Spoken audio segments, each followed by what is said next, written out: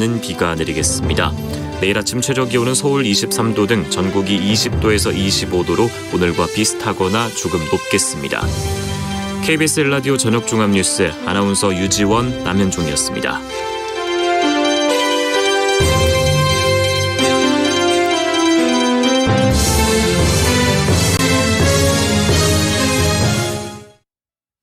지금 시각 7시 20분입니다. KBS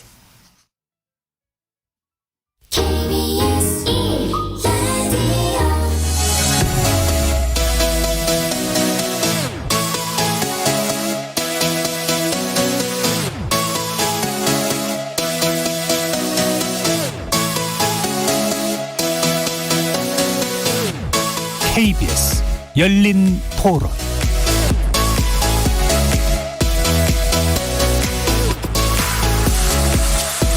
안녕하십니까. KBS 열린 토론 정준희입니다.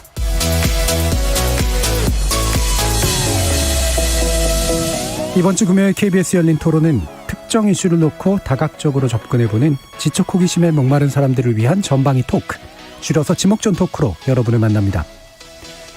세상을 떠난 지 78년 만에 고국으로 돌아온 독립운동가 홍범도 장군을 추모하는 열기가 뜨겁습니다. 온라인에서는 홍 장군 관련 영상과 사진의 조회수가 100만 회를 넘어섰고, 국립대전현충원에 마련된 국민분향소에도 많은 이들이 참배했다는데요. 지금의 대한민국이 어떻게 존재하게 됐는지, 진정한 애국이 무엇인지를 되새겨보자는 움직임이 활발해지고 있는 겁니다. 전반부 제작진의 픽에서는 홍범도 장군의 귀환을 계기로 우리 사회 화두로 떠오른 애국에 대해 함께 이야기 나눠보겠습니다. 후반부 출연자의 픽에서는 기록형 소셜미디어 열풍에 주목해봅니다. 많은 이들이 다양한 소셜미디어를 통해 자신의 삶을 기록하고 있는데요. 나만의 이야기를 기획하고 글로 쓰는 사람들이 늘어나고 있다는 의미겠죠. 책은커녕 간단한 텍스트조차 문자보다는 동영상을 선호하는 이 시대에 사람들은 왜 자신의 삶을 글로 기록하게 된 걸까요? 삶과 기록의 상관관계 다각도로 조명해봅니다. KBS 열린 토론은 여러분이 주인공입니다. 문자로 참여하실 분은 샵9730 누르시고 의견 남겨주십시오. 단문은 50원, 장문은 100원의 정보 이용료가 붙습니다. KBS 모바일 콩, 트위터 계정 KBS 오픈, 그리고 유튜브를 통해서도 무료로 참여하실 수 있습니다. 일라디오 콩에서도 보이는 라디오로 만나실 수 있습니다. 날카로운 의견과 뜨거운 참여 기다리겠습니다. KBS 열린 토론 지금부터 출발합니다. 살아있습니다. 토론이 살아있습니다. 살아있는 토론, KBS 열린 토론. 토론은 라디오가 진짜입니다. 진짜 토론, KBS 열린 토론.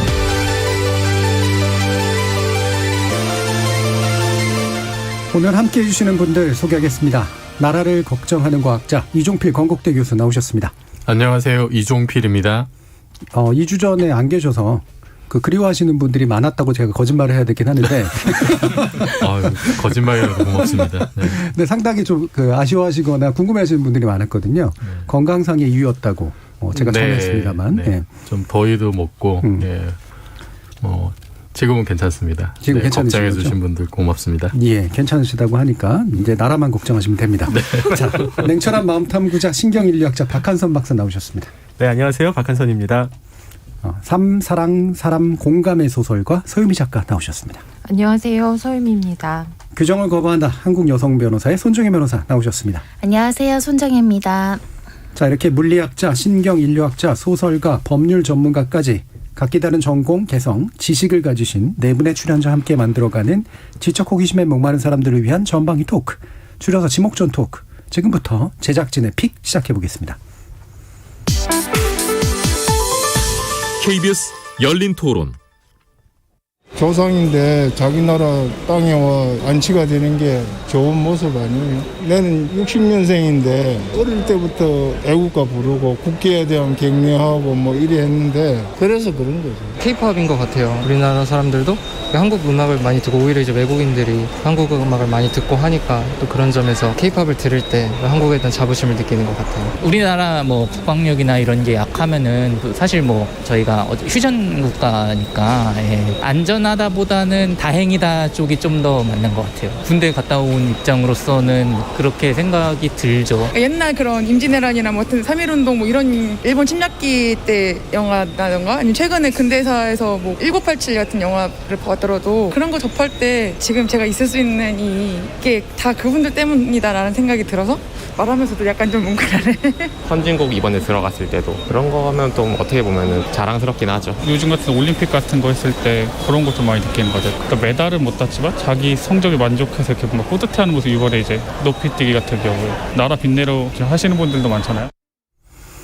자, 광복절 지난 일요일이었는데 이번 매년 광복절마다 이제 특이한 종류의 어떤 뭔가 행사들이 좀 있습니다만 이번에는 이제 홍범도 장군의 유해의 고국 귀환이라고 하는 것이 굉장히 중요한 이벤트였고요. 그리고 며칠 지나서 이제 안장식까지 이제 치러졌죠. 상당히 좀 그 의외로 반응들이 좀 생각보다 좀 많았습니다. 이정필 교수님은 어떤 아프셨을 때였긴 같은데 어떻게 보셨어요? 저는 그 장면 보면서요. 예. 홍범도 장군님 오시는 거 보면서 그 드라마 미스터 선샤인 있잖아요. 예. 이제 의병을 주제로 다뤘던 그 드라마인데 굉장히 이제 국내외적으로 인기를 많이 얻었었는데 거기 그 주인공이었던 고애신의 마지막 대사, 마지막 대사가 이 낡은 태극기가 펄럭이는 배경으로 이제 했던 말이 독립된 조국에서 See you again, 동지들. 그 대사가 이제 계속 생각이 나더라고요. 아, 이게 드디어, 뭐, 그거 이제 드라마 속 설정이긴 합니다만, 그 장군님이 이렇게 비행기 모시고 오시는 모습을 보면서, 아, 정말 독립된 조국에서 장군님이 이렇게 뵙는구나. 그 드라마 속 설정이 현실이 됐구나. 근데 그게 이제 그냥 드라마 속 이야기가 아니고 우리의 역사적인 진실이었고, 그래서 옛날과 그 지금 현재의 내가 뭔가 좀 연결돼 있다.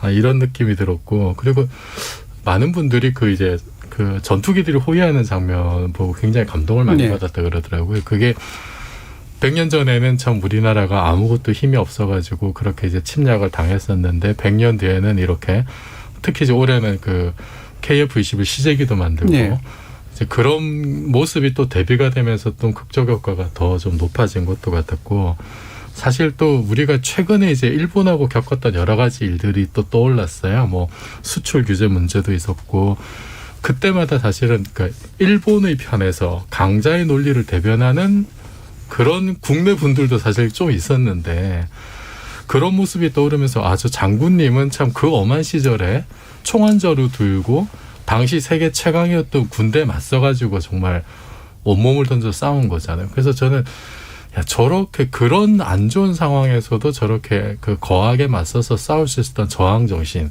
이런 게 정말 우리가 굉장히 자랑스러워해야 되고 앞으로 계속 보존해야 될 어떤 중요한 유산이지 않은가 그런 생각도 들었고 한 가지 아쉬웠던 점은 장군님은 살아생전에 저렇게 이제 일본군에 맞서서 싸우셨는데 이제 국립묘지 저렇게 이제 안장되시면은 거기서는 이렇게 친일파고 또 이렇게 좀 싸워야 되는 거 아닌가라는 느낌도 약간 좀 들었어요, 사실은. 영원의 전쟁?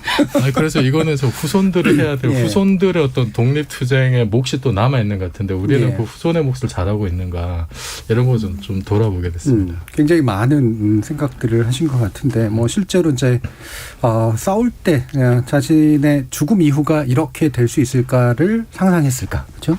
이런 게 참 여러 가지 모티브를 주는 것 같은데 솔직히 홍범도 장군에 관련된 관심이나 이런 게 생긴 건 영화의 힘이 되게 컸었잖아요. 저는 작품의 힘이 그래서 굉장히 가지는 의미가 굉장히 큰 것 같은데 작가로서 작가님은 어떻게 또 홍범도 장군님 보셨나요? 네, 저는 그 홍범도 장군님 저도 사실 잘 모르고 워낙 이제 그 뭐라 그러죠? 그 봉오동 전투 영화 나오기 전까지 많이 알려지지도 않았고 그 영화 통해서 이제 조금 많이 알려지게 되었는데 그런 영상 특히 광복절 때 영상 볼 때마다 느끼는 건데 그 왜 국뽕이 차오른다 그러죠? 작가님. 네. 정말 그 뭐라 그럴까 그런 영상들 보면서 늘 아무것도 아니라고 생각하고 사실 다 지난 거잖아요. 예. 사람의 눈으로 보면 어쩌면 이미 다 돌아가셨고 유해가 오는 거고 지금 국립묘지에 묻힌다는 건 엄청나게 사실 대단한 일임에도 불구하고 사실은 또 다 지난 거다라는 생각이 드는데도 여전히 되게 가슴이 뜨거워져요. 근데 그게 왜 우리 보통 사람들의 가슴을 뜨겁게 하는가라는 생각을 해보면 우리가 다 자기 삶 속에서 되게 작은 일이 복닥복닥 하고 있다가 갑자기 확 그런 큰 일을 한 사람들의 이야기를 딱 볼 때 굉장히 약간 나를 가두고 있던 되게 작은 뚜껑이 열리면서 하늘을 확 보는 느낌이라는 예. 생각이 좀 들어요. 그러니까 큰 하늘 볼 때 느끼는 그 아득함, 막 눈부심 이런 느낌. 그래서 아마도 가슴이 뜨거워지지 않나. 그러니까 나라를 위해서 목숨을 건다는 게 우리 보통 사람들에게는 사실 상상하기 되게 어려운 일인데 보통 사람이 할 수 없는 일을 하신 분들 그리고 그래서 또 우리가 여기서 살고 있구나라는 거를 좀 자기 자리를 또 다시 한번 좀 되짚어보게 돼서 그런 마음이 좀 생기는 것 같아요. 저 박석권님께서 우리 유치원 초중고에서 나라사랑 교육을 하고 있는지 궁금하네요. 이번 광복절에도 태극기 개항하는 세대가 진짜 없었습니다라는 또 말씀도 주셨는데 손 변호사님은 어떤 입장? 생각이 드시던가요? 일단은 굉장히 감경 있고 뭔가 울컥하면서 그 상황들을 보게 되는데 한편으로는 왜 이렇게 늦게 이렇게 잘 모셔서 하실 수 있는데 왜 이렇게 늦게 했을까 좀 찾아보게 되더라고요. 일단은 북한에서 영구권을 주장했다는 이야기도 있지만 사실 정부에서 적극적으로 노력했으면 카자흐스탄하고 이 유해 송환식이 조금 더 일찍 가능하지 않았을까 하는 아쉬움을 한번 해봤고요. 또 보니까 자녀분들이나 이제 후손들이 우리 한국에서 이제 없더라고요. 그러니까 그렇죠. 두 아드님은 의병 활동하면서 사망을 했고 아내분도 이제 고문당하면서 일본군이 회유와 압박과 고문으로서 이제 좀 핍박했는데 그 과정에서 돌아가셔서 후손들이 좀 이렇게 마땅히 없으니까 이렇게 유해도 늦게 모신 것 같아서 참 죄송하고 또 감사한 마음이 많이 들었고요.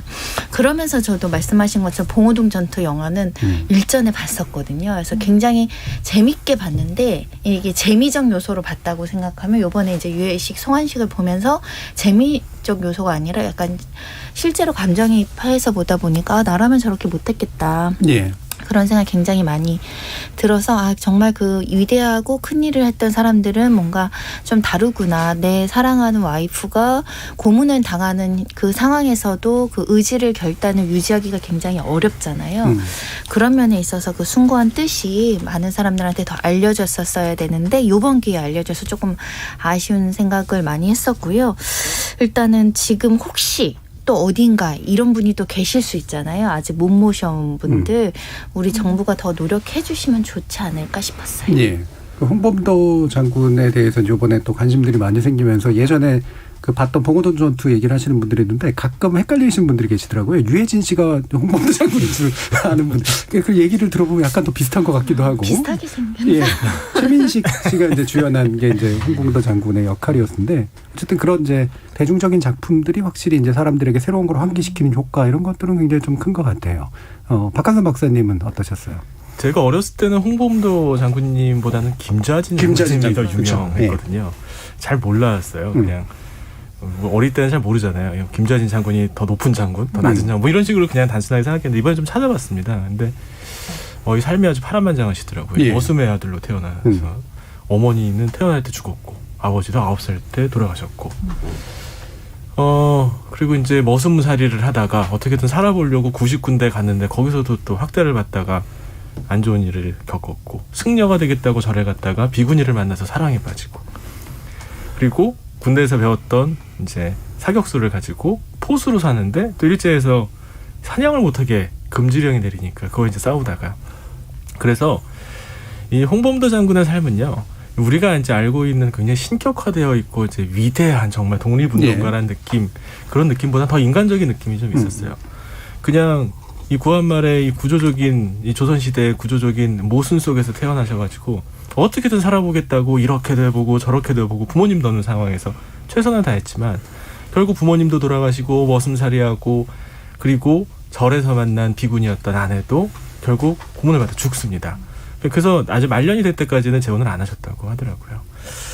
여러 가지 생각이 좀 들었습니다. 근데 그 이후에도 삶이 좀 기구했던 것 같아요. 이 소비에트에서는 좀 인정을 받았는데 그래서 홍범도 장군이 생전에 인정받았던 곳은 흥미롭게도 북한도 남한도 아니고 소련이었더라고요. 그렇죠. 소련에서는 네. 인정도 해주고 대우도 어느 정도 해주고. 레닌도 직접 만났죠. 네, 맞습니다. 그런데 그러면 북한으로 갔으면 되잖아요. 북한이 뭐 수십 년 동안 소련이 있었을 때 갔으면 되는데 북한에서도 홍범도 장군을 반기지 않았다는 이야기를 좀 들었습니다. 물론 남한에서는 당연히 그 당시 체제 경쟁이 있었으니 이 소련에 있었던 그 소련을 위해서 일했던 홍범도 장군을 좋아할 리 없었고요. 그래서 어떤 면에서는 그냥 만약에 편안한 세상, 평화로운 세상이었다면 홍범도 장군은 이렇게까지 유명해지실 분은 절대 아니었다고 생각합니다. 이 비극적인 근대사가 만들었던 좀 안타까운 면에서의 역설적 애국주의자라고 생각을 하고요. 그래서 더 인간적이고 따뜻하게 느껴지는 면이 있었습니다. 예. 방금 말씀 주신 것처럼 개인적인 삶의 궤적 자체가 굉장히 드라마틱해요. 네.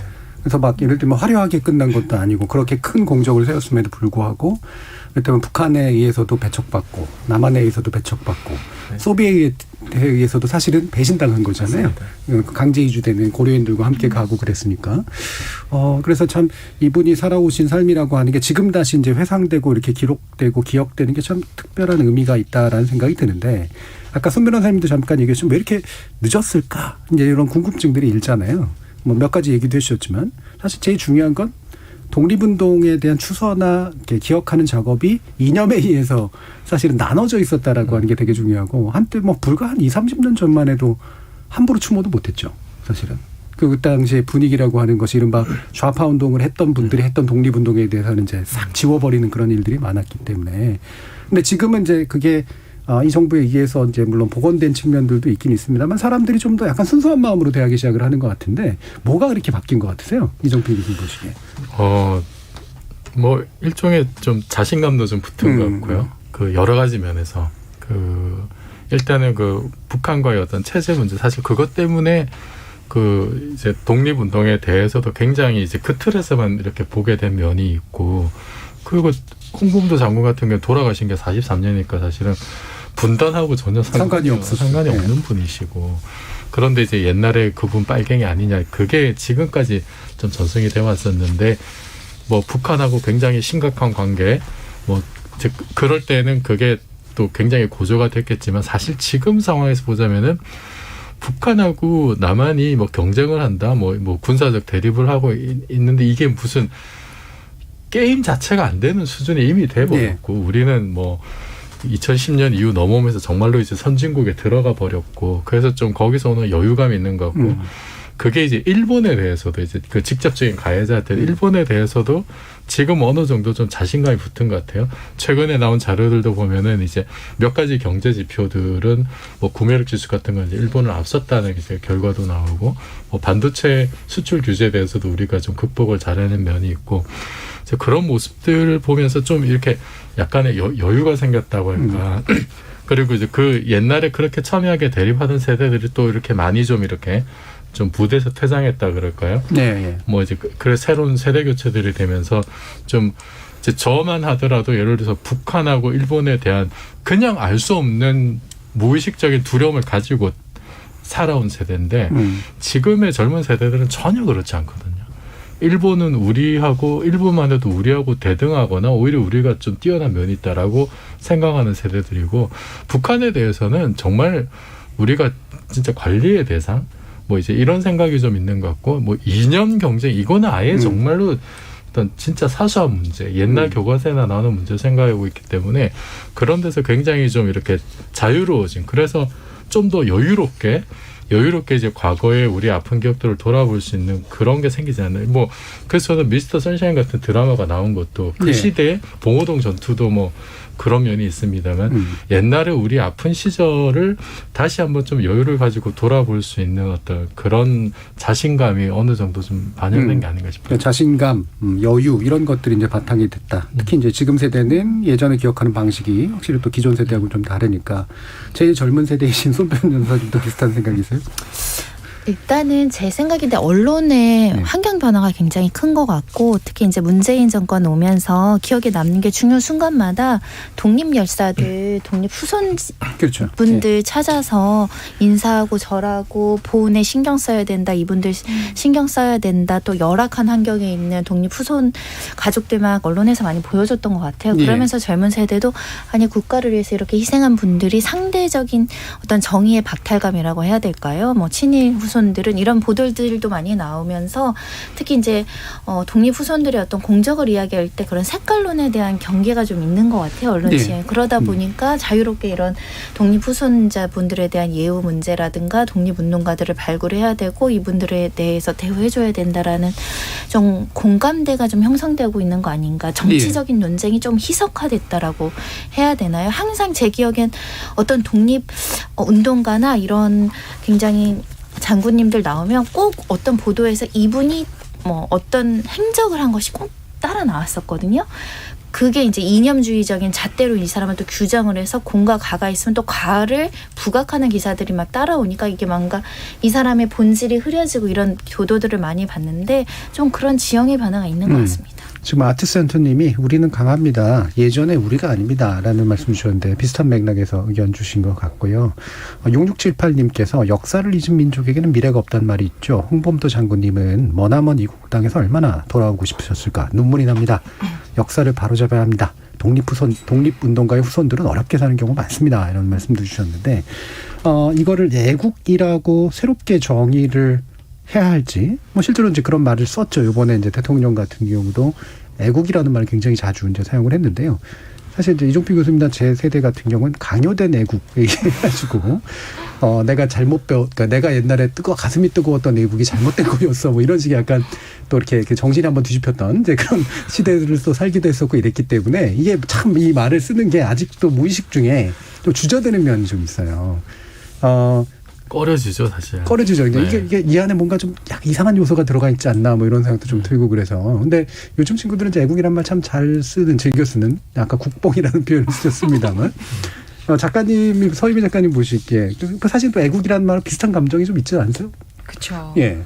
그리고 요즘 젊은 친구들은 애국을 우리처럼 이렇게 우리처럼 전 아니에요. 얽매인 감정, 강요받는 감정이 아니라 자기가 선택하는 내가 좋아서 우리 나라가 그렇죠. 좋아서 우리 나라 자랑스러워서 BTS 있고 너무 좋은 나라, 멋진 나라라고 생각을 해서 갖는 되게 자발적 애국이 많은 것 같아요. 근데 이번에 이제 저도 그 문재인 대통령님이 그 홍범도 장군 유해 이제 안장할 때 그 추모사를 읽으셨는데 거기서도 그런 얘기를 하거든요. 우리가 이제 독립운동사를 좀 제대로 밝히고 그리고 독립유공자들 후손들을 제대로 예우하는 게 우리 어떤 역사를 제대로 보는 것의 시작이다라고 얘기를 하고. 그 부분이 이제 최근에 저도 그 독립유공자들 후손들 삶 같은 거 이제 나오는 거 보면서 사람들이 사실 그런 얘기 많이 하잖아요.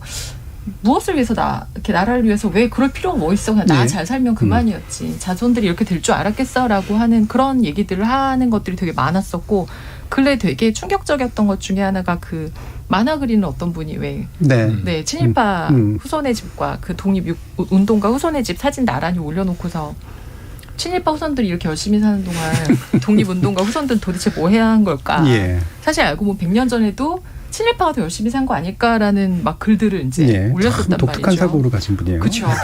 굉장히 재미있는 논리인데 이런 것들이 하나의 정말 논리가 되고 그럴 수 있다. 그러네. 그러면 안 되겠네. 우리도 그렇게 살 필요 없네라고 하는 어떤 그런 것들이 이제 번져나가는 걸 제가 보면서 이렇게 중요한 시기에 이런 선언을 좀 하시고 그러니까 애국이란 말이 대부분의 전 세대에게 되게 좀 억압적이지만 이런 뭔가 나라 혹은 함께 공동체를 위해서 뭔가 희생할 수 있는 것에 대한 개념이 희박해질 때 한 번쯤 되게 중요한 순간에 그런 이야기를 하는 게 또 집약이 될 수 있다는 생각도 좀 드는 게 저는 애국 자체는 사실 미래를 생각하는 일이라고 봐요.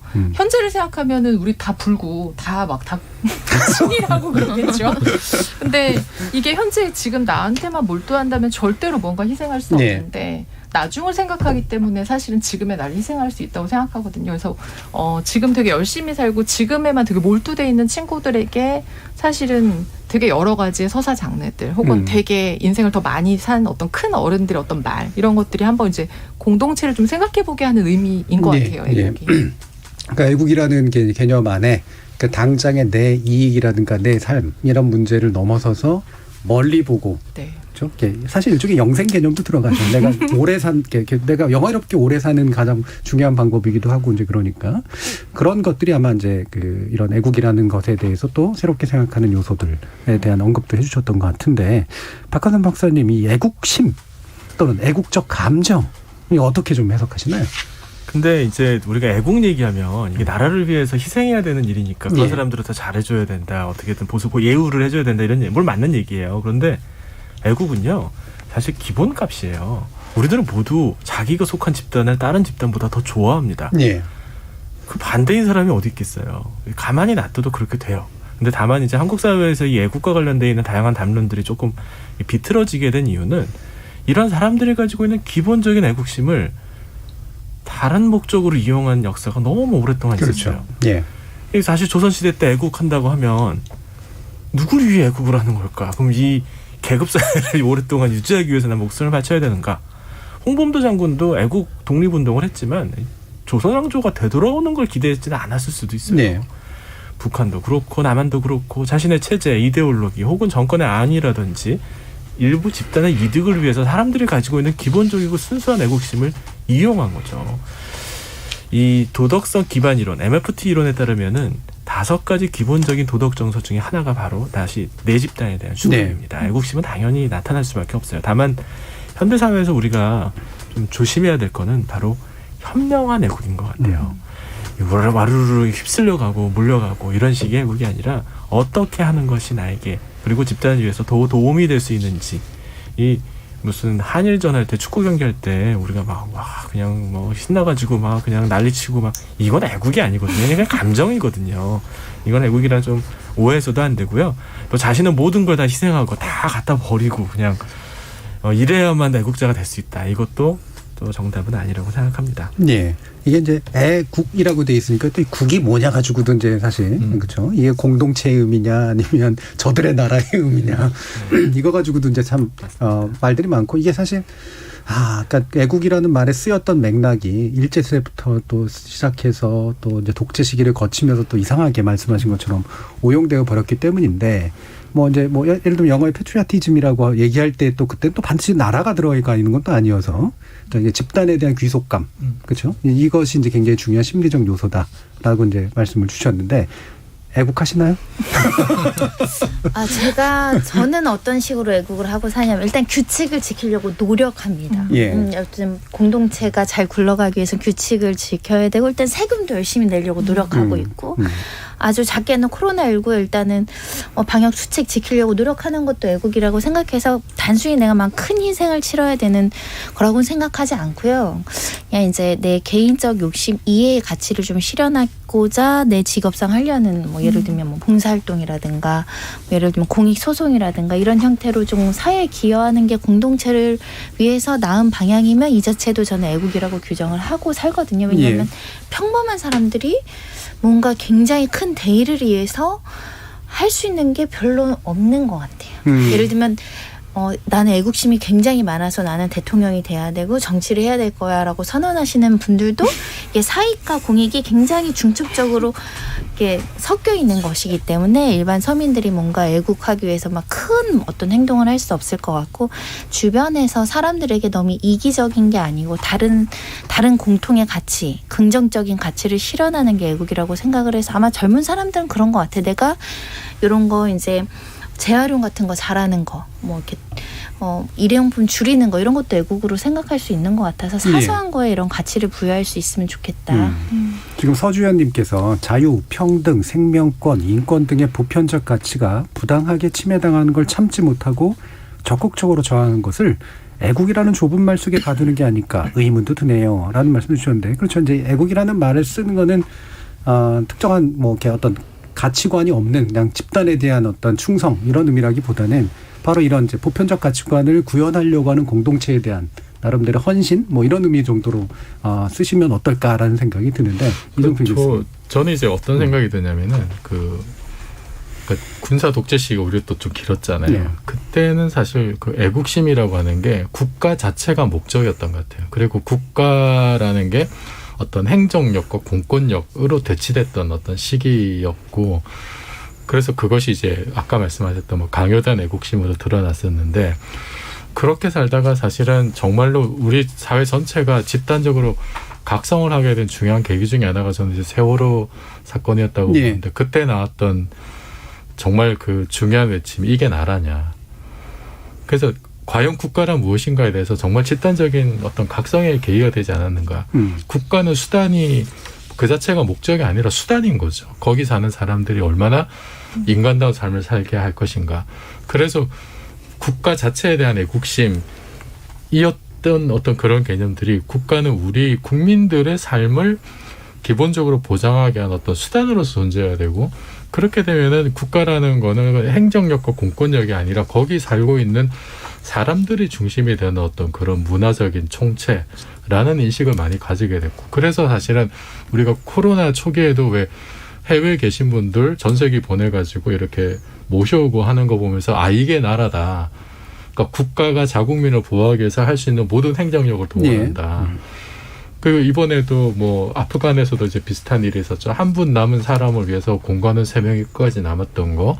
그리고 뭐 홍범도 장군이 국가를 위해서 그렇게 헌신하셨던 분을 이렇게 최고의 예우로 모셔오는 거. 이런 것들이 다들 국가 자체가 목적이 아니라 수단으로 바뀌고 있는 것에 대한 어떤 우리의 어떤 그 성숙한 어떤 의식이 많이 반영된 게 아닌가. 그래서 어떤 거기서 이제 강요된 애국심이 아니라 우리 그 더불어 살고 있는 사람들에 대한 어떤 신뢰감이나 사랑이나 어떤 그런 것들이 중심에 놓이는 어떤 애국심. 그래서 자발적인 애국심으로 좀 간 것 같아요. 그래서 저는 좀 그런 전환의 어떤 그 계기들을 좀 잘 살펴보면서 그 얼마나 우리가 그 국가 자체가 아니라 이 나라가 얼마나 우리가 사실 계속 뭐 지켜나갈 가치가 있는 나라로 만들었냐, 인간다운 삶을 누릴 수 있는 그런 가치 있는 나라를 만들기 위해서 어떤 일을 할 거냐, 이제 이런 쪽으로 좀 생각을 많이 해봐야 될 것 같습니다. 그래서 최근에 이제 있었던 이 두 가지 사건이 바로 이제 이런 좀 변화된 상황에 대한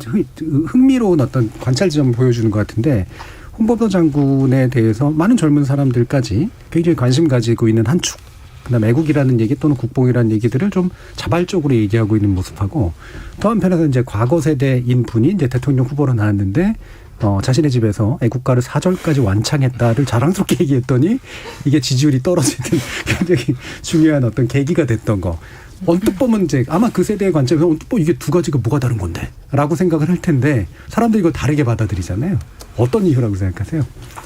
이제 애국이라고 얘기하면요, 우리가 흔히 국가주의나 전체주의, 집단주의하고 조금 혼동할 때가 가끔 있어요. 그러니까 나를 희생해서 전체를 위해서 사는 게 그게 애국이다. 이거 아니거든요. 그리고 또 영웅주의에 빠지는 경우가 있습니다. 독립운동을 하려면 뭔가 홍범도 장군처럼 정말 약간 초인적인 행동을 해야지 되는 것처럼, 그것도 아닙니다. 이제 애국은요, 애국심의 기본은 결국 내 집단 선호고, 내 집단 선호의 가장 기본은 결국 친족, 가족에 대한 사랑입니다. 그래서 독립운동가의 사람들 이렇게 좀 보면요, 대부분 가족을 참 사랑합니다. 아내도 사랑하고, 그리고 더 들어가면 자신도 참 사랑합니다. 다만 이제 뭐 일제 강점기라든지 어려운 상황에서 그럴 수 없었던 거죠. 일제 일본군하고 싸웠던, 외화하고 싸웠던 이 이순신 장군의 난중일기 보면 가족에 대한 얘기가 참 많습니다. 가족을 늘 생각하고 신경 썼지, 가족 다 내팽개치고 나라를 위해서 사신 분들은 분명히 아니거든요. 이제 아까 뭐 애국가 완창이다, 뭐 국기에 대한 경례다, 이런 얘기 좀 하셨는데, 저는 그럴 수 있다고 생각해요. 또 어떤 사람들은 그게 또 좋다고 생각할 수도 있을 것 같고, 실제로 미국에서도 아침에 초등학생들 아침마다 국기에 대한 충성하거든요. 우리나라만 이제 하는 건 아니죠. 다만 중요한 건 그걸 목적이 뭐냐에 따라 다르다고 생각합니다. 미국에서 미국의 영광을 위해서 애국하고 너를 희생해라라고 얘기하는 얘기는 저는 못 들어봤어요. 미국이 지향하는 가치를 지키기 위해서 노력하자. 그게 바로 그 가치를 실현할 때 개인의 자유 그리고 가족의 행복이 있기 때문에 그걸 요구하는 거거든요. 이제 요즘 젊은 세대가 느끼고 있는 이러한 좀 이해되지 않는 이런 그런 모순적인 행동의 핵심에는 그게 있는 것 같습니다. 애국하고 싶어합니다. 왜? 나와 가족의 행복을 위해서, 나의 미래를 위해서 애국하고 싶은 거예요. 국가라고 하는 그 애매하고 정체를 알기 어려운 추상적인 가치, 누가 오용할지도 모르는 그 가치를 위해서 그러는 건 아니라는 거죠. 그러니까 가족들이 모인 상황에서 밥 빨리 먹어야 되는데 꼬마애까지 있는데 애국가가 만창하면 밥이 얼마나 빨리 먹고 싶겠어요. 그러니까 그게 받아들여지지가 않는 거예요. 그거는 다른 개념이거든요. 하지만 그렇다고 해서 그 모 정치인에 대해서 제가 뭐라고 하고 싶진 않아요. 왜냐면 또 이제 또 위대한 집안의 자식이더라고요. 아까 무슨 또 뭐 이렇게 6.25 때 막 이렇게 영웅이셨고 그렇더라고요. 그러니까 그 집안의 전통일 수도 있겠죠. 그러니까 뭐 그게 옳다 그르다 그 집안의 문제는 아니지만 최소한 한국의 젊은 현대 세대들은 그런 식의 애국주의에 대해서는 좀 공감하기는 어려워할 수는 있을 것 같다는 생각은 있습니다. 예, 사실은 그 사건이 나고 난 다음에 많은 며느리들의 표가 떨어졌다라고 하는 그런 설들이 있긴 있거든요. 네. 며느리시죠? 네. 나중에 보니까 막 저런 집에 시집가고 싶지 않다. 며느리분들이 또 입장 발표했잖아요. 예. 우리는 좋아서 하는 거다, 자발적이다. 근데 저도 되게 재미있었던 게 이게 강제냐 자발이냐를 네, 떠나서 가족 모임 안에 국가와 국기가 들어온다는 것이 너무 놀라웠어요. 다 너무 이렇게 막 딱딱하게. 근데 아름답게 느껴지진 않았어요. 근데 근데 밥도 차리고 국기에 대한 맹세도 하고 너무 아름답지 않다는 생각은 했는데 예전에 애국은 진짜 국가 체제 유지를 위한 게 되게 많았던 것 같아요. 내가 이렇게 해서 이 체제가 무너지지 않게 한다든가 뭐 이 집단의 뭔가를 지켜야 한다든가 이게 되게 많았는데 요즘은 정말 아까 우리 손 변호사님 말씀하신 것처럼 자기 자리에서 양심을 지키면서 양심에 따라서 내가 이 공동체의 어떤 정해진 선을 넘지 않고 무너뜨리지 않는 선에서 열심히 사는 것 그게 되게 중요하다는 생각이 들고요. 저의 가장 큰 애국은 뭐였냐면 저는 사실 한국을 되게 좋아하거든요. 모두가 헬조선이고 모두가 이민을 가고 싶다고 할 때도 사실 저는 여기가 제일 나은 것 같은 거예요. 다른 나라를 별로 안 가보고 잘 모르기도 하지만 그래서 저는 그냥 내가 있는 공간과 내가 속해 있는 집단을 그냥 편하다, 여기 좋다라고 생각하는 정도도 사실은 굉장히 공동체에 대한 애국의 마음? 여기 괜찮다, 우리 함께 좋다. 여기가 무너지지 않았으면 좋겠고 이대로 가면서 조금만 더 좋아지면 좋겠어. 이 정도의 마음이 되게 좋은 것 같아요. 네, 되게 작가답지 않게 말씀을 하셨어요. 굉장히 솔직한 느낌이 들었어요. 아니 며느리들 그 분들은 정말 가족 간의 화합과 일체감이 굉장히 똘똘 뭉쳐가지고 그 집안에선 그 문제가 안 생길 것 같아. 우리 하기 싫어요라는 목소리 안 날 것 같은데 그러니까 우리가 애국을 좋아하지만 강요된 애국에 대한 경계가 있잖아요. 전체가 뭘 꼭 해야 되나 꼭 제가 항상 평균을 내면 10명 중에 한두 명이 싫어할 거거든요. 왜 다 같은 생활을 하기 어렵잖아요. 가족이라도 한두 명은 속으로 싫어할 수도 있는데 아버님들이 너무 강요하는 거 아니야? 이게 이제 일반적인 정서다 보니까 반발감이 있었던 것 같고 그렇다고 옳고 그르다의 문제는 아니고 또 그 할아버님이 이제 군인이시니까 군인 집안에 가면은 저도 군인 친구들 봤더니 딱 잡혀 있더라고요. 그러니까 그런 걸로 저는 해석이 돼서 이게 강요된 애국은 아니다 이렇게 생각이 들었는데 그건 그 집안의 특수한 사정이고 우리 집에 제가 시집 갔는데 시댁에서 4절 부르라 그러면 저 2절 반 정도, 3절 반 정도는 이제 립싱크를 해야 됐어요. 물론 또 외웠던 거니까 또 보면 다 금방 부를 수는 있겠지만 그래서 개인의 자율성이 조금 조화롭게 애국하는 정신과 좀 해야지 이제 젊은 세대들이 수용을 해야 되는 거고 부르고 싶다라고 자발적으로 아랫사람들이 이야기하는 문화 속에서 단체로 부르는 건 괜찮은데 어른들이 결정한 문화에 종속돼서 젊은 중간에 한 3, 40대 거기 10대들이 다 각자 펴서 서 있는 거 보고 제가 너무 부러웠잖아요. 저기 한 일주일만 우리 아들들 보내고 싶다. 그래서 가정교육 굉장히 잘 돼 있는 것 같기도 해가지고 여러 감정이 양가 감정이 들었는데 그러니까 애국심은 정말 예민한 소재라서 누구한테 강요하면 바로 설사 그게 좋아 보여 또 반발심이 생기는 것 같아요. 예, 손 변호사님 말씀 들어보니까 청학동 보내실 것 같아요. 아니, 저는 사실 그 사진을 보면서 옛날에 어렸을 때 이제 국기 강화식 이런 거 있었잖아요. 뭐 5시인가 6시 되면 이렇게 다 태극기를 향해서 가슴에 손을 얹고 모든 행위를 중지해야 돼요. 근데 저는 어린 마음에 학교 운동장에서 친구들하고 막 놀다가 뭐 다망구 이런 거 있잖아요. 다망구. 네. 서로 쫓아다니면서 열심히 뛰어다니다가 애국가 울려 퍼지면은 모든 하던 행동을 중지하고 가슴에 손을 얹고 태극기를 향해서 있는. 그런데 그때는 뭐 당연히 해야 되는 걸로 이렇게 하고 했지만 속마음에는 어린 마음에 좀 약간 짜증이 나는 거예요. 열심히 잘 놀고 있었는데 왜 갑자기 멈춰야 되지? 그런 생각에다가 그런 생각이 생기면 또 어떤 다른 생각이 드냐면 나는 왜 애국심이 없을까? 왜 내 마음속에 이런 나쁜 악마 같은 심성이 솟아날까? 라는 죄책감이 들었어요. 그래서 저는 그때 그냥 정말 본능적으로 하기 싫다라는 생각과 그러면 안 된다라고 하는 죄책감이 서로 경쟁하는 그런 갈등이 내적 갈등이 굉장히 많았는데 나중에 어른이 되고 생각해 보니까 정말 이거는 국가가 나한테 참 못된 짓을 했구나 싶은 거예요. 그 어린 친구들 저만 그랬을 건 아닐 거잖아요. 대부분의 말은 어린 친구들은 애국가고 국기고 이런 것보다 그냥 놀고 싶었을 텐데 그런 마음속에 죄책감이 들도록 만들었던 어떤 어른의 잘못이 너무 좀 원망스러운 거예요. 그래서 앞으로는 좀 그런 일들은 없었으면 좋겠다는 생각이 들었는데 저는 뭐 그 사진 보면서 좀 신선하고 그냥 그 가족의 어떤 특성일 수는 있는데 이제 대선 후보고 그 이제 공인의 영역으로 들어가니까 그런 사진이 공개됐을 때 다른 사람들한테 이제 어떤 영향을 미칠까 하는 점부터 좀 생각해 볼 필요가 있을 것 같습니다. 예. 자, 그래서 이제 애국이라는 담론이 되게 다양한 의미층위를 가지면서 이렇게 지금 퍼지고 있는데 이거를 자기 멋대로 해석해서 오해해버리면 사실 큰 실수를 할 수 있을 이제 그런 또 분위기이기도 하기 때문에 되게 미묘하고 세심하게 이 어떤 감정이 어떤 것인지 이런 걸 좀 들여다볼 필요가 있지 않은가 이런 생각이 드는데요. 2055님께서 독립운동가들은 독립운동 하시느라 가족 돌볼 수 없었고 교육도 받을 수 없었기에 후손들이 가난하게 살 수밖에 없었다고 생각합니다. 라고 말씀 주셨고요. 김정환님은 최근 아프가니스탄 상황 보면 애국 왜 해야 되는지 알 수 있습니다. 라는 말씀 주셨고 서지현님이 오늘 토론 철학적인 논의까지 하니까 좋네요. 020919님 좋은 방송 좋은 패널들의 새로운 생각 얻고 있습니다. 감사합니다. 라는 표현도 해주셨습니다. 자, 둘을 죽인다고 독립이 되냐고 모르지. 그치만 알려줘야지. 우린 계속 싸우고 있다고. 지난 2015년에 개봉한 영화 암살에 나온 대사의 일부인데요. 방법이나 생각은 달랐지만 독립을 위해 싸웠던 수많은 애국지사들의 공통점 무엇보다 싸우고 있다는 것이었습니다. 끈질긴 싸움, 그 행간을 메우는 수많은 이들의 헌신이 있었기에 오늘날의 대한민국이 존재하게 된 거겠죠. 애국이란 분명히 한 가지 모습은 아닐 겁니다. 또 그렇다고 강요해서도 안 되겠죠.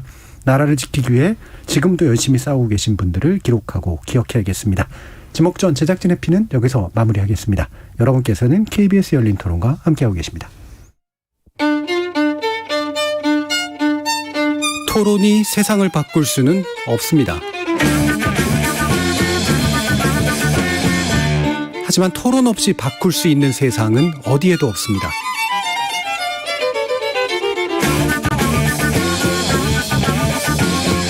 세상의 선한 변화를 갈망하는 당신. 정답이 아니라 질문의 힘을 믿는 당신. 우리 KBS 열린 토론에서 만납시다.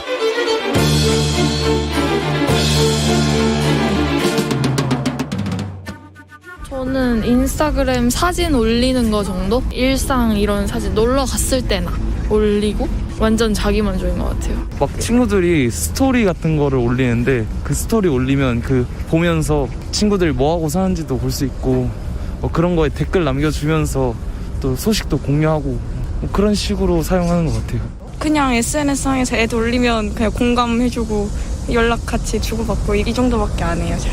밥을 먹으러 간다거나 아니면 뭐 어떤 특별한 활동을 하거나 하면 종종 올리는 것 같더라고요. 딱히 연락 안 해도 근황 정도는 알 수 있고 그런 거는 괜찮은 것 같아요. 자랑 용도도 없지 않아 있는 것 같긴 해요. 나중에 보면은 여기 갔었구나 약간 이렇게 볼 수도 일기차처럼 볼 수 있잖아요. 기억하는 용어로 이제 얼굴 인물 사진 많이 찍고 아니면 날씨가 좋으면 그날도 예쁜 거를 기록하고 싶으니까 뭐 하늘 사진 같은 거 자주 찍고 그런 것 같아요. 그 기억하고 싶은 게 제일 큰 것 같아요. 추억하고 싶은 거. 지적 호기심에 목마른 사람들을 위한 전방위 토크. 신경인류학자 박한선 박사, 물리학자이신 이종필 건국대 상호교양대 교수, 소설가 서유미 작가, 손종희 변호사 이렇게 네 분과 함께하고 있는데요. 2부 출연자의 픽은 이 소셜미디어 중에 기록형 소셜미디어에 대해서 들고 오셨는데 기록의 문제 역시 작가님답게 오늘 이 주제 선택해 주셨어요. 서유미 작가님. 네. 몇 년 전부터 이제 책 읽는 사람은 되게 많이 줄었는데 책 내고 싶어하는 사람 되게 많아졌다라는 얘기가 있었고 실제로 책의 종류나 종수도 되게 많이 늘었어요. 특히 에세이류 같은 게 굉장히 많이 늘었거든요. 그런데 뉴스에서도 이제 최근에 블로그 그러니까 지금 나온 뭐 인스타그램이나 뭐 트위터나 이렇게 짧은 글을 올리는 장르뿐이 아니라 블로그나 그 브런치 같은 이용자가 되게 이제 급증했다고 해요. 그래서 네이버 블로그를 이용하는 그 이용자 중에서 2030 세대 비율이 60.8%래요. 근데 4050 세대는 31.4%. 이제 카카오 브런치도 그 젊은 친구들이 구성비 중에서 54.39%를 차지한다고 해요. 그래서 매 이제 브런치에서는 또 브런치북 그 출판 프로젝트 해가지고 매년 책이 또 나오거든요. 그러면서 젊은 세대들이 이제 그 기록형 소셜 미디어에 막 열광을 하고 있는데 우리 생각에는 젊은 친구들은 글을 잘 안 쓸 것 같은데 왜 이렇게 열광할까? 뭘 남기고 싶을까? 기성세대 입장에서 이제 밀레니얼 세대랑 되게 소통하기 어렵다라고 무슨 생각하는지 잘 모르겠다라고 하는데 뭐 나이의 문제도 있지만 인간 자체가 왜 사실은 종이 혹은 뭐 책 뭐 이런 것들은 사라지고 있지만 그럼에도 불구하고 왜 계속 기록하기를 원할까? 이런 얘기 좀 같이 나눠보고 싶었어요. 예. 이것도 되게 좀 여러 가지 층위가 있는 것 같아요. 기록이라고 하는 게 사적인 기록도 있고 사실은 보여주기 위한 기록도 있잖아요. 그러면 이런 브런치를 하시는 분들 같은 경우 사적인 기록보다는 뭔가 보여주고 싶어하는 욕망이 굉장히 클 것 같은데 인스타그램 같은 경우도 사실 보여주고 싶은 욕망이 크고 페이스북은 그런 면도 있고 아닌 면도 있고 되게 좀 이렇게 미디어마다도 약간씩 차이점들이 좀 있기도 해서 일단 기록한다는 의미가 뭘까? 그다음에 이걸 사적으로 내지 공적으로 읽히고 싶어하는 건 또 뭘까? 이런 게 이제 좀 오늘 이야기에 좀 중요한 주제가 아닐까 싶은데 기록이라고 해야 될지 아니면 읽히고 싶어서 쓰는 글이라고 해야 될지 그 차이가 이종필 교수님 있으세요? 많이 섞여 있는 것도 같고, 근데 이제 저 같은 경우는 이제 제가 그 교양과학 책을 처음 낸 게 이제 30대 때 처음 냈는데 그 책을 낸 이유가 뭐냐면 제가 이제 전공이 입자 물리학이다 보니까 그때 당시에 이제 그 유럽에 있는 LHC라고 대형 강입자 충돌기라고 하는 이제 인류가 만든 엄청난 사상 최대 규모의 과학 설비가 있습니다. 그게 왜 만드는 거냐. 그 이제 외신을 타고 뉴스가 들어오니까 그걸 저한테 물어보는 사람들이 많았어요. 이제 그 제 전공이니까. 그래서 그 비슷한 질문을 계속 받는데 제가 똑같은 얘기를 반복을 해야 되는 거예요. 그게 너무 싫은 거예요. 그래서 이거 같은 얘기를 계속 힘들게 반복하느니 이걸 글로 남겨서 기록으로 남겨서 이걸 그냥 보여주면 일단 이거 읽어봐. 그러면 제가 너무 편해질 것 같은 거예요. 그렇죠. 돈도 벌리고. 돈을 많이 벌지 못했습니다. 네. 그래서 정말로 이 그 기록 문화의 어떤 1차적인 어떤 목적, 뭐 구텐베르크가 성경을 많이 찍었던 어떤 그런 목적과 비슷한 그 정말로 기록에 충실한 거죠. 네, 저는 이제 그 목적이 사실 좀 컸었어요. 네. 그러면 이종필 교수님은 기록하는 욕망이 강한 것 같으세요? 이게 그냥 기록 욕망도 있고 아까 얘기했던 표현 욕망도 있는 거잖아요. 네. 그 두 가지가 다 같이 있는 것 같아서 어느 쪽이 좀 더 강한 것 같으세요? 그게 사실은 그 좀 장르마다 다른 것 같아요. 이제 교양과학서 같은 경우에는 그 정말 기록 자체의 의미가 있는 거고 과학이 원래 과학이 그렇게 발전을 해온 거고 과학이라는 학문 자체가 사실 일단은 데이터가 있어야 되고요. 그럼 데이터가 기록으로 남아야 이게 데이터로서 의미가 있잖아요. 다른 사람들이 보고 또 재현을 해야 되니까 그것을 분석하고 무언가 계산을 한다라든지 뭐 공식을 쓴다는 것도 다 마찬가지예요. 그래서 정말로 과학 활동에 충실한 어떤 그 활동을 한다는 것 자체가 기록 본연의 어떤 그 의미가 있어요. 그래서 제가 이제 교양과학 책이나 그 과학과 관련된 칼럼을 쓰거나 할 때는 저 오로지 기록을 위한. 그러니까 제가 드러나기 사실 부담스러워요. 그럴 때는. 나는 드러나지 않고 과학적인 내용이 객관적으로 드러나기 위해서 이제 심혈을 기울이는데 그거 말고 제가 이제 취미로 하는 시사평론이나 이런 글을 쓸 때면 그때는 이제 저를 많이 드러내려고 하죠. 이런 목소리도 있다. 세상에는 이제 그 다른 그 저의 목소리를 대변해주지 않는 저와 생각이 비슷하지 않은 목소리들만 나오는데 세상에는 이런 목소리들이 있다라는 걸 좀 더 강력하게 얘기를 하고 싶을 때가 있어요. 그때는 나를 어떻게 하면 더 잘 드러낼까라는 고민을 많이 하게 되죠. 그래서 그게 사실은 저 같은 경우는 좀 많이 갈려 있습니다. 예. 지금 사실 여기 계시는 분들은 굳이 소셜미디어를 쓰지 않아도 발언의 기회가 좀 더 많으신 편이고 책을 출간하신 경력도 있고 그다음에 출판사로 접근하실 수 있는 가능성도 더 높으신 분들이에요. 그러니까 학력적 배경이라든가 뭐 직업적 배경이라든가. 근데 지금 이제 오늘 이야기가 되는 부분들은 사실 그렇지 않은 사람들이 이제 뭔가 미디어를 통해서 뭔가를 해보고 싶은 거잖아요. 그렇죠? 이게 이제 아마 또 여러분들이 뭐 젊었을 때는 이런 일을 겪었을지 모르지만 그때 소셜미디어가 없었다고 하더라도 다른 방식으로 이제 요즘 세대들을 또 이런 식의 모습들을 나타내는 거 어떤 생각들이 드는가 그래서 자신의 관점에서 한번 또 이러저런 얘기들을 나눠보고 싶은데 어떻게 손 변호사님은 어떻게 보여지세요 이런 게? 저는 SNS를 사실 기록용으로 많이 하는 편인 것 같아요. 왜냐하면 네. 이렇게 표현하고자 했다면은 어느 순간 친구가 1,000명 넘고 2,000명 넘으면 너무 부담스러워 자꾸 탈퇴하거나 비공개로 바꾸거나 친구 공개로 바꾸게 되는 경향들이 있어서 좀 기록하고 싶다 이런 본능에 대해서 한번 생각해 본 적이 있는데 기억에는 항상 박사님 계시지만 오류도 있고 망각도 있고 상실되는 기억도 있고 예전에 좋은 기억이었는데 그 사람과 관계가 안 좋아지면 나쁜 기억이 될 수도 있고 그러니까 기억은 불안정한데 어느 날 제가 이제 페이스북 같은 건 3년 전 5년 전 사진 막 알려주잖아요. 어느 날 딱 보고 어머 우리 애들한테 이런 얼굴이 있었구나. 그러니까 내가 완전 잊어버렸던 그 과거를 회상시켜주는데 제가 되게 놀랬던 기억이 있어요. 그래서 막 옛날에는 삭제했는데 요즘은 삭제 안 하고 이게 숨김 보관 기능이 있거든요.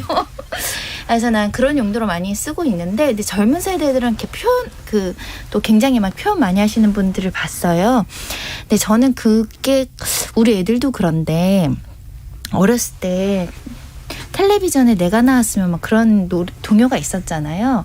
그러니까 누구라도 다 스타가 되고 싶고 주목받고 싶은 본능이 있는 것 같아요. 근데 거기선 누가 좋아요 눌러주고 이렇게 반응해 주는 것 자체가 심리적인 어떤 지지와 격려와 또 내가 사람들한테 주목받고 있다라는 것들이 긍정적으로 심리적으로 받아들여지니까 많은 사람들이 이렇게 많이 하는 거 아닌가 그런 생각이 들어서 그런 분들한테 이렇게 좋아요 많이 눌러주죠. 박한선 박사님은 또 이런 측면이 이제 기록 욕구와 표현 욕구 또 교집합도 있고 사실 약간 다른 여집합들도 있고 그런 거니까 어떻게 보고 계세요? 그 이제 기록은요 이 대상을 좀 나눠서 봐야 돼요. 그래서 그 나에게 글을 쓰는 사람이 있고 가까운 사람에게 글을 쓰는 사람이 있고요. 모르는 사람한테 글을 쓰는 사람이 있습니다. 이 첫 번째 나에게 글을 쓰는 사람들이 주로 사용하는 게 에버노트예요. 네, 그리고 이제 가까운 사람한테는 인스타를 하시고 모르는 사람한테 항상 유튜브를 합니다. 페이스북이 왜 성공했을까요? 이 세 개를 다 해요. 페이스북은 그래서 나한테 글 쓰는 사람은 친구가 막 20명밖에 안 돼요. 그리고 그냥 혼자 글 써요. 뭐 댓글도 안 달리고 좋아요도 없는데. 그리고 이제 주변에 가까운 사람들한테 글 쓰는 사람들은 자기 글도 올리지만 남의 글에 찾아가서 댓글 달고 그거 공감해주고 이야기해주는 거 참 좋아합니다. 그리고 세 번째 모르는 사람한테 글 쓰는 사람은 친구가 5,000명이에요. 근데 남의 글에는 댓글도 안 달고 좋아야 되는 자기 얘기만 합니다. 그런데도 그 5,000명이니까 그중에서 뭐 10명에 한 명만 해도 500개씩 좋아요가 달리고 이런 걸 좋아하는 경우가 있거든요. 이게 정신의학에서 우리 성격을 세 개로 나눕니다. A형 성격, B형 성격, C형 성격이라고 하는데 O형이 아니라 혈액형이고요. 네, 그거랑 일치하는 경향이 있어요. 지금부터 프로이드가 이렇게 얘기했습니다. 건강한 사람은 이 세 가지가 다 골고루 있을 때 건강하다고 얘기를 했고요. 이게 인간의 본능이라고 할 수 있죠. 다만 중요한 건 우리들이 그 A, B, C 중에 하나에 뭔가 좀 타고난 이런 이 한쪽으로 좀 치우쳐진 면이 분명히 있어요. 그래서 아마 각자 좋아하시는 SNS도 다르고 쓰는 방식도 조금씩 다르실 겁니다. 네, 남 얘기도 하지 마시고. 저도 그렇습니다. 저는 모르는 사람한테 글 쓰는 거 좋아하는 것 같습니다. C형 쪽에 가까우시는 거예요? 그 B입니다. 그게 B입니다. B형. 서유미 작가님 애초에 그러면 B에서 시작하신 건가? 저는 사실 혼자 다이어리 기록하는 거 되게 좋아했었고 예전에 우리 싸이월드 했었지만 싸이월드 때도 저는 혼자 많이 썼었어요. 근데 이제 굉장히 뭐랄까 그 마음을 그래서 되게 잘 알거든요. SNS에 자기 얘기를 그러니까 막 사진 많이 올리는 거 말고 진짜 기록하는 친구들 마음을 좀 알겠는데 내가 무슨 뭐 영화를 보거나 책을 보거나 오늘 저녁에 어떤 날씨를 보고 이런 느낌을 가졌어. 근데 이 느낌 되게 고유하잖아요. 근데 내가 그 느낌이라는 걸 누군가 말하거나 혹은 말하지 않거나 아무튼 이 말이라는 건 사라지거든요. 근데 이걸 기록하는 순간은 잡아둘 수 있기 때문에 인간한테 이제 기록은 되게 본능적인 거죠. 근데 내가 이 느낌을 썼을 때 이 느낌은 분명히 쓰는 순간 모르는 사람도 있고 아는 사람도 있는데 그 느낌을 아는 누군가와 나누는 공감이 되게 소중하고 그런 것들 때문에 아마 이제 약간은 사적인 기록들을 사람들이 하는 것 같아요. 근데 저는 일단은 제가 작가가 되고 나서는 저한테는 사적인 기록은 그러니까 상당히 많이 사라진 셈이죠. 왜냐하면 제가 느끼는 것들이 저하고 되게 밀접한 관련이 있는 건 에세이의 형태로 출간이 되고 제가 하고 싶은 얘기를 제 얘기가 아닌 제가 만든 인물이나 사건이나 배경으로 했을 땐 소설의 형태가 되기 때문에 이제 저한테 사적인 기록은 사실 많이 사라졌는데 그래도 저는 여전히 다이어리에 제 얘기를 쓰거든요. 제가 소설이나 에세이로 쓰지 않는 얘기들을 물론 유명해지면 다 불태울 거예요. 유명해지지 않을 때까지 혼자 끄적거리고 있는 건데 그래서 제가 느끼는 건 아무리 밖으로 보여지는 기록을 할지라도 진짜 기록하는 사람은 자기만을 위한 기록을 저는 그러니까 굉장히 균형이 잡힌 기록자구나. ABC 모두. 저는 그래서 혼자 기록하는데 그때가 사실 가장 즐거워요. 아무 생각하지 않고 할 때. 그래서 사람들도 아마도 SNS를 하나만 하지 않고 여러 개를 하는 건 아마 자기 안에 그런 다양한 모습들의 기록의 본능을 좀 충족하기 위한 게 아닐까 싶네요. 그렇죠. 예. 지금 아델라님께서 카카오 스토리를 꾸준히 이용하고 있어요. 누군가에게 보여주려고 사용하는 건 아니고 비공개 기능을 이용해서 일기 쓰듯이 그날 제 감정 상태에 대해 기록 남기고 사진을 남기곤 합니다. 시간이 지나서 다시 보면 새롭습니다. 이런 말씀을 주셨는데 이분은 A 유형인가요? 부진하신 점이 있습니다. 요즘에 젊은 사람들이 이렇게 기록 많이 하는 게 제가 볼 땐 소통의 부재와 만남의 부재가 이거를 촉발한 게 아닌가라는 생각을 해요. 왜냐하면 만나고 싶은데 만날 수가 없는 시대에 1년 반 이상 저희가 노출되다 보니까 어떻게든 소통을 하고 어떻게든 공유하고 싶고 일상을 좀 알려주고 싶고 어떻게 사는지 궁금하고 그렇다고 전화해서 물어보긴 애매하고 그래서 이제 친구들 인스타 가보고 페이스북 가보고 본인들의 글도 써보고 주목받고 그런 게 아닐까 생각이 들어서 이런 경향이 더 굉장히 커질 텐데 여기 물리학자님 계시지만 이 서버 용량에 대한 고민을 언젠가는 누군가가 만들어온 이 기록의 저장 장치를 싸이월드 사태처럼 한순간에 뭐 전산의 문제나 여러 가지 문제로 이게 훼손될 우려 때문에 사실은 다이어리는 제가 작가님처럼 중학교 때 쓰던 다이어리를 제가 짊어지고 살아요. 이사 올 때마다. 근데 이거는 제가 잃어버리지 않거나 버리지 않으면 제 건데 전산에 기록하는 거에 대한 불안감도 좀 있죠. 그거는 뭐 이제 다양하게 백업을 많이 해두시면 분산 처리를 하죠. 네, 상관이 없고 저는 그런 느낌이 들어요. 사실 이렇게 뭐 개인 미디어, 1인 미디어 시대라는 말이 나온 게 벌써 한 15년, 20년 가까이 된 것 같고 그리고 그런 미디어, 그 개인적인 기록을 할 수 있는 그런 미디어가 발전해 온 게 보면 사실 블로그가 처음이었거든요. 오히려 그렇죠. 블로그가 처음이었고 그게 한참 활성화되다가 2000년대 초반 전후였던 걸로 제가 기억을 하는데 저도 뭐 좀 했었고 그러다가 이게 이제 스마트폰이 등장하면서 좀 약간 기울고 SNS가 그때 이제 한참 이렇게 기세를 떨쳤는데 그게 지금 한 15년 가까이 이렇게 지금 이어져 오고 있는데 그래서 저는 어떤 느낌이 드냐면은 SNS는 이게 말하자면은 리얼타임 실시간으로 세상과 연결되는 거잖아요. 그래서 그게 주는 장점이 있는데 반면에 이제 거기서 오는 어떤 피로감과 스트레스도 크거든요, 사실은. 왜냐하면 인스타나 페이스북 같은 경우에 다들 그러잖아요.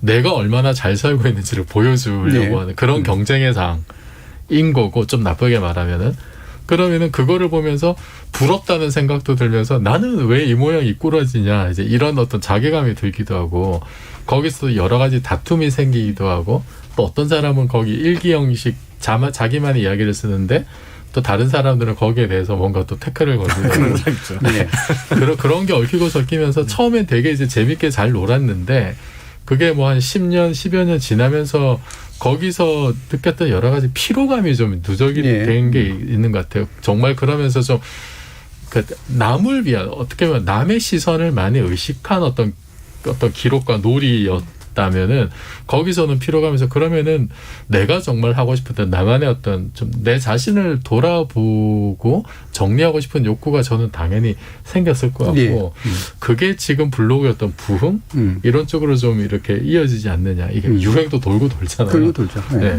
그런 어떤 역작용의 면도 좀 있지 않은가 싶은 생각이 들어요. 사실 우리나라에 있는 그 온라인 미디어의 좀 중요한 그 특징 중에 하나가 온라인 커뮤니티가 되게 많고요. 이 온라인 커뮤니티가 이른바 옛날에 블래틴 형식, 그러니까 PC 네. 통신 시절에 게시판 형식에다가 댓글 붙이는 거.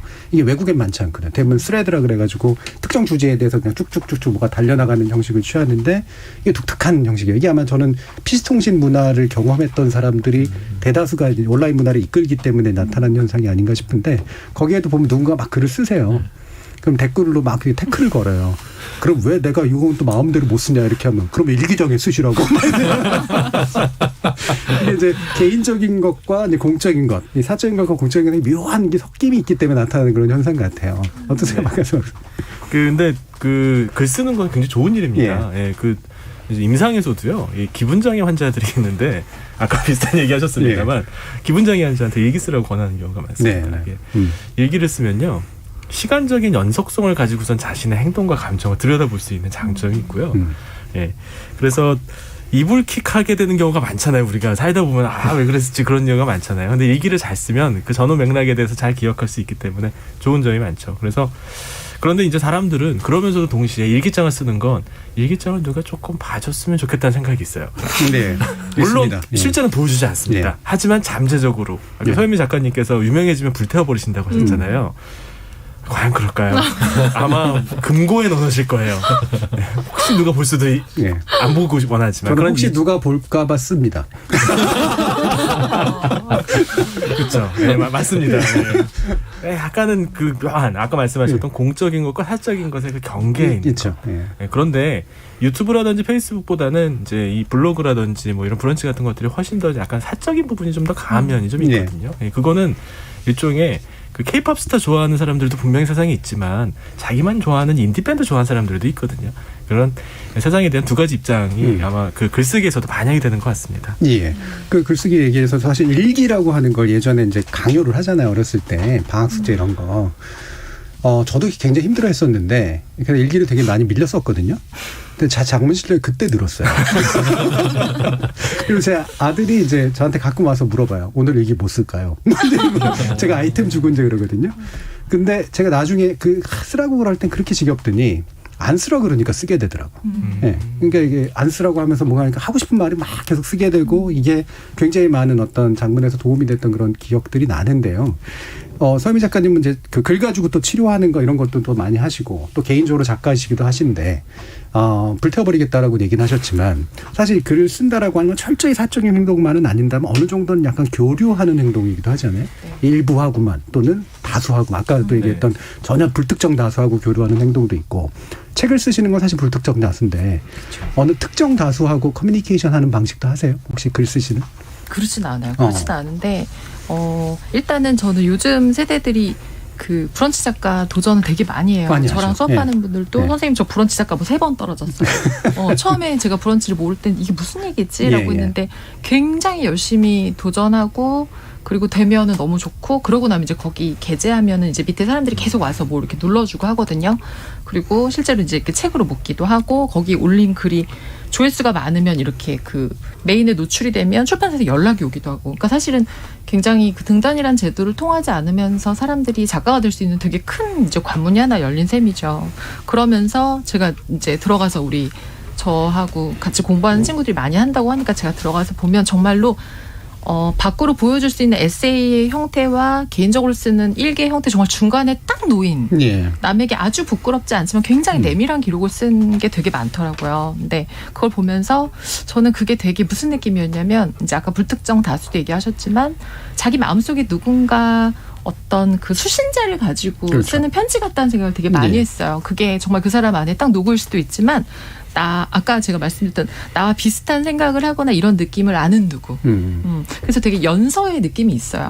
글을 쓴다는 거는 아마도 근원적으로 그런 것 같아요. 근데 그게 그 연서 내가 이 말을 꼭 전하고 싶은 상대가 나일 때 혹은 내가 되게 특정한 누구 나에게 상처를 주거나 이런 사람일 때 사실 저는 좀 치유가 일어난다고 보여져요. 불특정한 사람일 때보다 내가 예를 들면 엄마와 사이가 안 좋아서 엄마에게 하고 싶은 말인데 엄마를 보고는 도저히 할 수 없을 때 그런데 그걸 글로 쓸 때 그러니까 이게 말이 아니라 그러니까 안에 있는 걸 밖으로 꺼내는 순간부터 사실 뭐가 일어나냐면 이제 객관화가 일어나기 시작해요.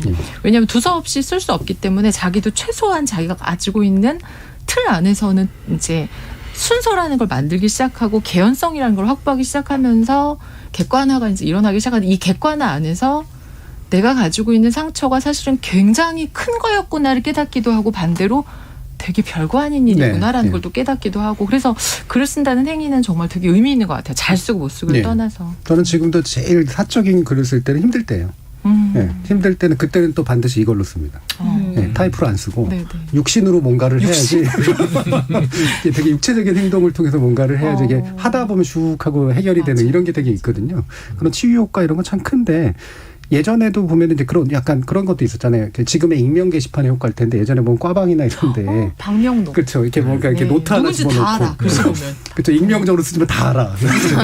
그리고 누가 볼지 알고 써. 보라고 쓰죠. 보라고. 나 이렇게 빡쳤어. 이게 보라고 쓰죠. 네. 그런 게 되게 재미난 그런 커뮤니케이션 방식이잖아요. 그런 거 많이 경험하셨죠, 이정부 교수님. 그 저도 이제 지금 기억나는 게 학과 꽈방이라고 해서 거기 가면 이렇게 잡기장이 있어가지고.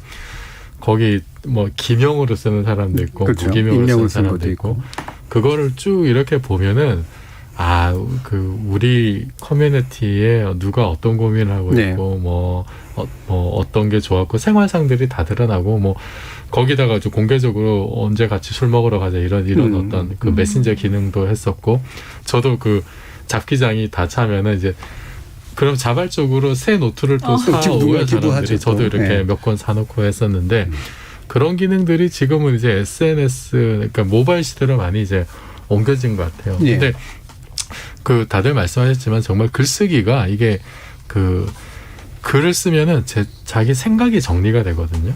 그게 예를 들어서 어떤 전문적인 저는 이제 과학 관련된 글을 많이 쓰지만 과학 관련된 지식이 이렇게 막 뒤죽박죽 저 같은 경우도 뒤죽박죽 섞여 있는 경우들이 많은데 글을 쓰기 시작하면 그게 글을 쓰는 과정에서 정리가 돼요. 정리가 되고 그리고 정말로 좋은 게 뭐냐면은 내가 무엇을 모르는지가 딱 드러나요. 그래서 어떤 주제로 공부할 때도 가장 좋은 게 글을 쓰는 게 공부하는 데 가장 좋은 방법이에요. 그런데 그게 이제 저도 개인적으로 느낀 게 어떤 특정 지식에 대해서만 그런 게 아니라 나의 어떤 그 심상? 어떤 감정에 대해서도 그 비슷한 효과가 나더라고요. 내 이런 복잡한 감정의 근원이 어떤 것인지 이게 정말 뭐 객관에서 보신다고 했는데 이거를 정말로 좀 약간 타자된 시선으로 한 번 더 들여다보게 되고 그 과정에서 이게 감정이 정리가 되더라고요.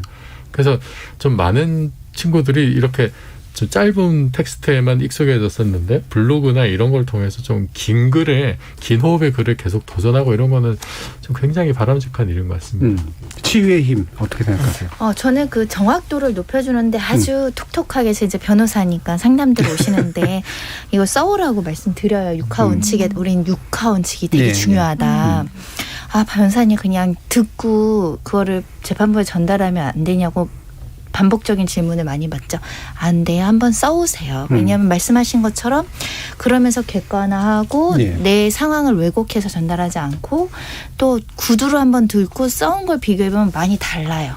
일단 기억의 순서도 다르고 굉장히 다르더라고요. 그래서 항상 의뢰인들은 써오기 싫다고 하시지만 써오시라고 이제 강요하는 변호사의 입장도 기억의 정확성과 객관성과 그리고 감정이라는 것도 쓰다 보면 약간 좀 누그러뜨려져서 완전 전쟁을 선포하러 오셨다가 갔다 한번 다시 오잖아요. 그러면은 뭐 그런 건 저도 잘못한 것 같아요. 뭐 이렇게 되는 효과도 있는 것 같아요.